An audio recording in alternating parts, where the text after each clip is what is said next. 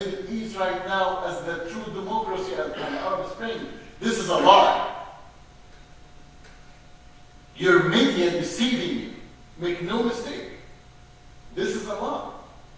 You cannot have a democracy in the Middle East between day and night. Will never happen. Will never happen. Oh, but they will have a free election. They will reform the constitution. I need to tell you something. Let's talk about the Egyptian society for a second. You have 30 to 40% of the Egyptian society is illiterate. They don't know how to write and read their own name. So even if you reform the constitution, they don't know how to read it. Education has to come before democracy. Without education, democracy dies. Like what? Show me examples happened in the past. Well, Iran. What's happened in Iran? So they took off the Shah, which was a dictatorship, of course, but who came after the Shah left was Khomeini. Where is Iran today, 30 years later? When has this happened? The Palestinian Authority. So they told them, oh, go vote. Who did they vote for? A terrorist organization, Hamas.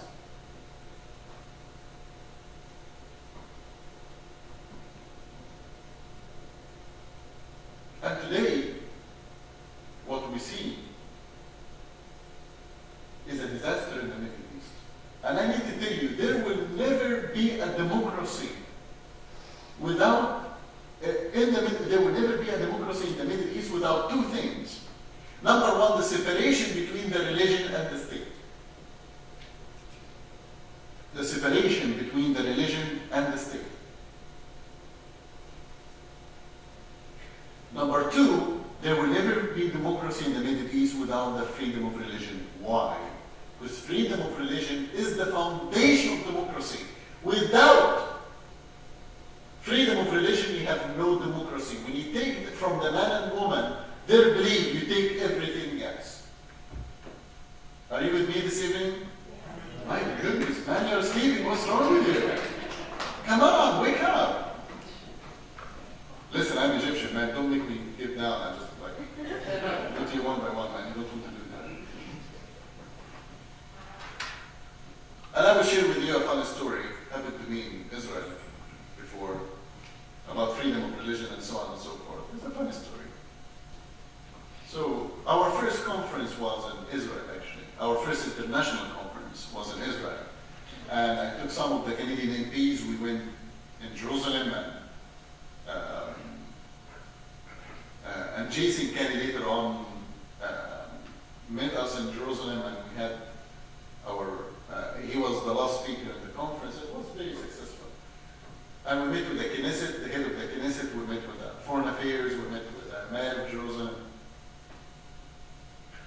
So, in the middle of the conference, it was very successful. This guy came and he said, I want to be a partner with you. I was like, I don't even know who you are now. It was an American guy from California, he and his group. Apparently, they had a group in Israel that they believe that God is a woman. They believe in that. That's their belief, that's their religion. And they believe that God is a woman. And I said, well, you know, you are welcome to attend the conference. You are welcome to worship. I believe in freedom of religion. I believe in freedom of religion. You have the right to believe or not to believe in anything, as long as you don't force me to believe in what you believe in. That's all what I'm saying. So, you can worship, you can believe in whatever you want, but as long as it's between you and God, it's not between me and you, man. So I told him, we are welcome, you can come, attend the conference, you can worship, you do whatever you want. I have nothing against him. He said, no, but I need you to believe in our principle, why we believe that God is a woman. And he started to get on my nerve. You know, he started to push hard and he started to get on my nerve. And I don't have nerves, I have nerve. You know, I'm a man that work from 7 a.m. to 3 a.m. So don't come and tell me, you know, like, don't push me, man. I have one nerve. Leave it alone. Come on, man. Leave it alone. I mean, you're free to attend, man. I love you. I will love you no matter what you believe in. Come. But I can't be your partner because I don't know who you are, and I don't need a partner. Thank you. Leave. I was like, no, I want you to know why we believe that God is look at it. Here is the two schools. Here is the two reasons why I don't believe that God is a woman. Okay? You entered just in the right time.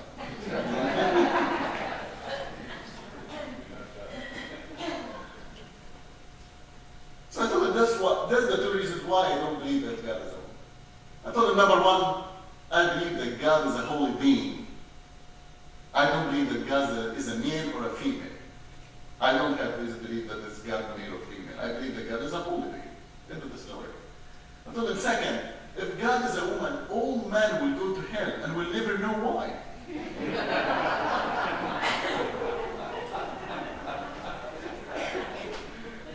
Half of you who laughed, you laughed because you know that I'm right. The another half didn't laugh because you are scared of your wife. It's just the truth, right? But there will never be democracy in the Middle East without two things. Number one, the separation between the religion and the state. Number two is the freedom of religion in the Middle East. There will never be a democracy without these two foundations of democracy. Today is not only we see this extremist is destroying the minorities such as the Christians in the Middle East or the Baha'is or the Ahmadiyas, which they are a group that were very concerned about them. But they're also destroying and they are danger on the moderate Muslims. Do you understand what I'm saying? We are even concerned about the moderate Muslims. What will happen? Well, listen, when the extremis is done from the Christians and the Jews and the Baha'i and the Ahmadis, who will be next? Is the Muslim woman that refused to wear hijab? Or the Muslim woman that want to put a little bit makeup? Or the Muslim man who refused to grow up his beard? Who will be the next target? It's the moderate Muslims. And we're worried about them and we won't defend them. But they need to speak up. The moderate Muslims, they tell you, oh, extremists hijacked our religion. Well, why did he let them? Listen, I'm a Christian. If I go to the church and I see a pastor or priest teaching the wrong principle in Christianity, I will be the first one to grab him. That's how we solve the problems back home, anyway. I will be the first one to stand against him. So as a moderate Muslim, why did you wait? The extremists hijacked our religion. That's not our religion, man. Our religion is peaceful. So why did you went silent? Why did you speak about it? Why are we all the only one who fighting them? Why are you not fighting them too? It's a good question, isn't it? The anti-Semitism today, you need to understand that we are in a new age of anti-Semitism. The old anti-Semitism does not exist more or less anymore. The old days, when you go to Montreal or somewhere in Canada, you can see a sign in a restaurant, no dogs and no Jews allowed. You don't see that anymore, isn't it? We are a new mask. There is a new mask on anti-Semitism today. Now, allow me to explain it to you. So, you listen to all Hitler speeches. Kill the Jew, do this, do that, do this, do that. And he would put Jewish in his speech. Now listen today to some of the extremist leaders. They will say the same words, the same speech, with one little difference. They will take Jew out of it and they will put Israel. That's the new anti-Semitism. Are you with me?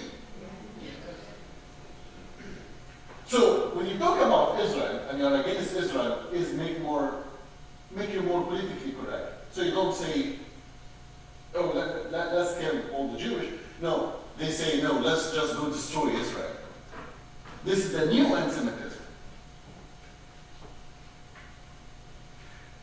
So how do we know? Now, it doesn't mean that we cannot speak against Israel completely at all. We cannot criticize Israel. No, of course not. We can criticize this. Israel, like any other country in the world, have his own good, have his own bad.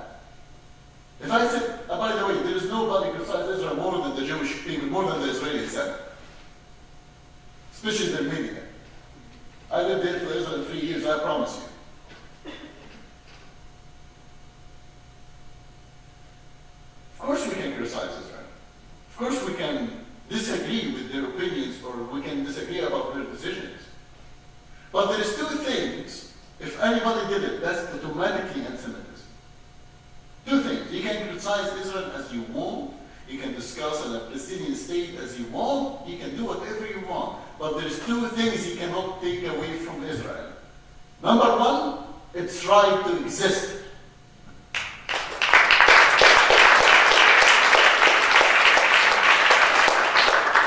Number two, its right to defend itself.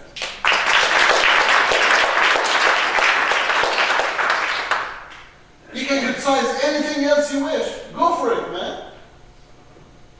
Go for it. Baruch haba. Go for it. How many of you speaks Hebrew? אתה מדבר עברית, אני מדבר עברית. בסדר. You can criticize Israel as you wish about anything. But two things you cannot touch, or this is the new anti-Semitism that I'm talking about. Its right to exist and its right to defend itself.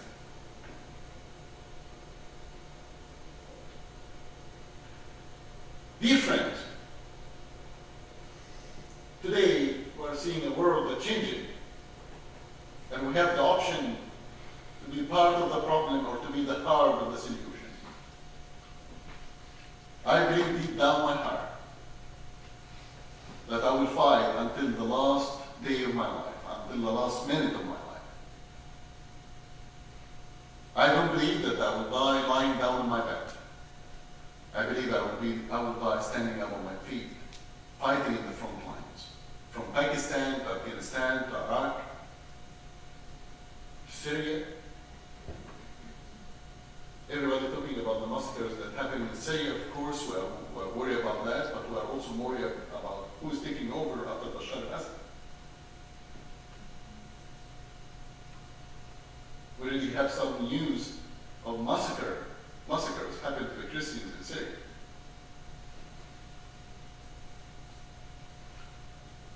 The solution that we all stand for each other. That's the only solution.